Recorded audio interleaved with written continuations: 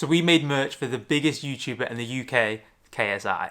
So we jumped into Photoshop and got designing on the t-shirt. We decided to go with a boxing theme, so we got to work and a few hours later we came out with this.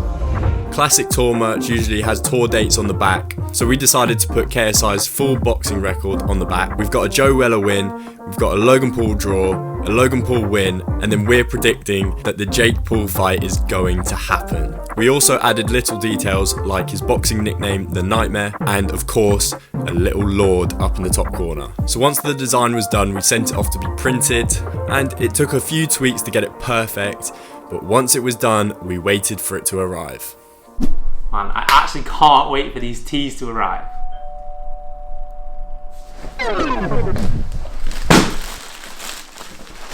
Mate, it's actually come out so well. Broken like I'm in this bitch 16 with a 40 piece on my wrist. I'm in the back of the bag with a tie. She's throwing it back in the. So if you want to see how these t-shirts turned out, then go check out the second channel 2-1 for the full video. We're also giving away 4 of these t-shirts for free to you lot.